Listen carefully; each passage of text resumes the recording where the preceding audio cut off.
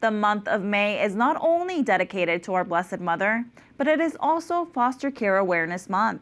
According to U.S. government statistics, there are more than 365,000 children in foster care in America any given day. Ages range from less than a year old to up to 20.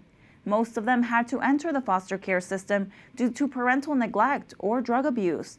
There are some startling statistics related to children in foster care, according to springsoflove.com, a Catholic organization that supports couples who foster. They say that 70% of human trafficking victims in the U.S. spent time in foster care. In several states, 65% of inmates aged out of foster care.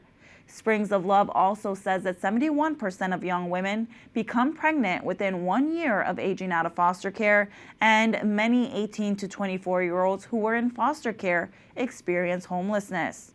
I spoke with Kimberly Henkle, a foster and adoptive mother who launched Springs of Love, a ministry that helps other Catholic couples navigate through the foster care process and bring love into the lives of these children. Kimberly, thank you so much for joining us. Why is it the case that our current foster system leads to such devastating circumstances, including human trafficking, unplanned pregnancies, and homelessness? Well, yes, foster care is very cyclical, and many people are not aware of that. And so frequently there will be somebody who is in foster care, they age out, or maybe, they never actually had any family stability in their life. So then they end up addicted, homeless, all of those issues. And then they give birth to a child who is then taken from them. And this is how it is. It's extremely cyclical. And so it's so difficult to break out of that. And we are just trying to bring awareness to this issue because many Catholics have no idea. They have no idea that there is this huge crisis in our country with almost 400,000 children in foster care. And can you tell us a little bit more about your organization, just what you guys do and the needs you seek to address? Sure. So first of all, I had co-founded a ministry called Springs in the Desert, which is really to accompany couples struggling with infertility.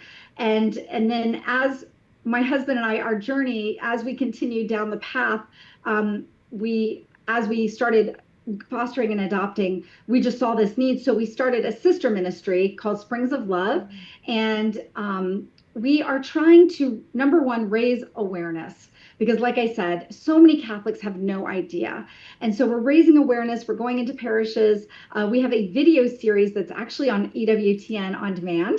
And it's on our website as well, springsoflove.org. And we are telling these stories of families who are fostering and what it's like to actually help work side by side with a family in crisis who has lost their children to foster care, and then being a support to that family. So because the goal of foster care is reunification. Mm-hmm. So if it is safe for a child to go back home, then we want to continue being a support to that family. And this is how we can see huge change, right? Because, when we're dealing with these massive issues of homelessness and poverty and, addictions and trafficking, and like I said, they're so cyclical. In order for people to break out of that, they need to know the love of Jesus. They need to have people to come alongside them and accompany them. May is National Foster Care Month. Can you share a little bit more details on your Love Makes a Difference Parish Toolkit? Yes, we really are trying to enable parishes to do these things on their own, to be able to put on awareness events. So we have this toolkit on our website, springsoflove.org. You just go there and you can download the toolkit, which has bulletin announcements. It has a video. It's actually a compilation of 3 of our videos that we've already done. So it has 2 foster families and then a young lady who aged out of foster care, and she's sharing her perspective, which is so important for us to hear, because she was older and she was just bounced from home to home to home, went to 12 different foster homes. Can you even imagine what that would be like? And then aged out. And a lot of times when these kids are aging out, there's 20,000 aging out each year. They have no connections. They have no nobody to look after them. And these are the ones who are becoming pregnant. 70% of these young ladies are getting pregnant within the first couple of years, to go on and repeat the cycle. So many of them, these are the women who are having abortions. And this, again, is why we as Catholics need to step into foster care. We need to be the ones who are bringing these children into our home, who are loving these children, showing them that the love of Jesus and that their lives can be completely transformed.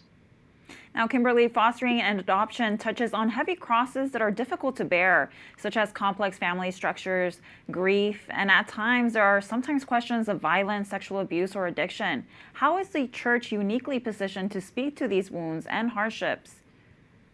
Yeah, absolutely. We have Jesus, right? We have the answer. We have the healer, the divine physician who can heal all of our wounds. We are putting together a curriculum right now for foster and adoptive parents, and it will be available later this summer.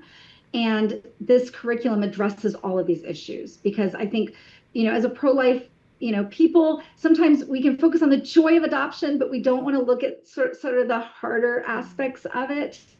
And so we're really going in and trying to educate people about, what does it look like, the grief and the loss and the difficulties, but I'm doing it through the light of the gospel, just to give people that hope that Christ really can truly come into our hearts and bring that healing that we need. He wants them to be healed, and he wants us to not turn away. He wants us as Catholics to be the hands and feet of Christ, to bring these children into our home, to love them, to, relational wounds are healed. In relationship, we can help these children to heal by loving them. So we like to say everyone can do something. So if you're not called to foster, you can support a foster family. And half of foster families quit after the first year because it is hard. It is hard. But the statistics show that 90% will continue fostering if they are supported. And so this is what we're trying to do in the parishes, in our Catholic parishes, is to start these Springs of Love chapters that will have care teams to support these foster families. Kimberly, thank you so much. Thank you for having me.